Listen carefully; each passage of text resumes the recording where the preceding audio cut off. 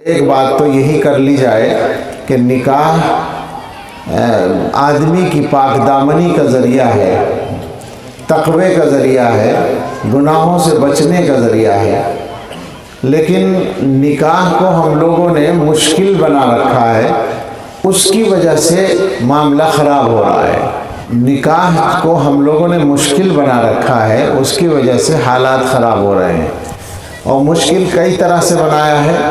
جہیز کے لیے بھی، جہیز کی طرف سے بھی کہ جہیز بڑا دینا ضروری ہے، اور دعوتوں کی طرف سے کہ صاحب ہزاروں آدمیوں کا کھانا کرنا ضروری ہے، اور اس کے علاوہ طرح طرح کی پابندیاں۔ نقصان یہ ہو رہا ہے کہ ایک تو گناہ بڑھ رہے ہیں۔ علماء نے لکھا ہے جس معاشرے میں نکاح مشکل ہوتا ہے، گناہ آسان ہو جاتا ہے۔ دوسرا نقصان وہ ہے جو اب سامنے آ رہا ہے کچھ عرصے سے، اور وہ اتنا بڑا نقصان ہے کہ اگر سارے لوگ اسی کو دور کرنے کے لیے، روکنے کے لیے محنت کرنے میں لگ جائیں تو بہتر ہے، اور وہ یہ ہے کہ بچوں کی شادیاں دوسرے مذہبوں میں ہو رہی ہیں۔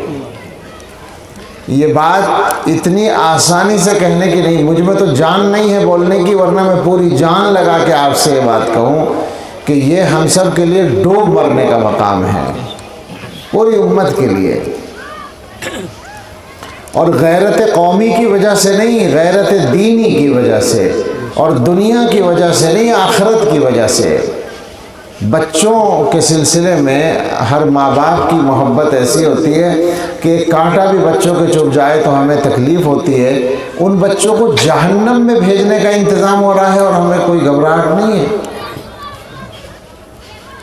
اس پر بہت دیر بات ہو سکتی ہے، آج کل حالات بہت سنگین ہیں، اور میرا اندازہ ہے جتنی مجھے معلومات ہیں کہ ہندوستان میں 10-20 کیس روزانہ ہو رہے ہیں، 10-20۔ ایک صرف بمبئی کے بارے میں نے پچھلے مہینے سنا تھا۔ بمبئی بڑا شہر ہے، 2 کروڑ کے قریب آبادی ہے، تو بمبئی میں روزانہ 3-4 کیس ہو رہے ہیں، اکیلے شہر بمبئی میں۔ سمجھ رہے ہیں نا کہیں کے کیس ہو رہے ہیں؟ ہماری بچیاں دوسروں کے یہاں عدالتوں میں رجسٹرڈ ہو رہے ہیں۔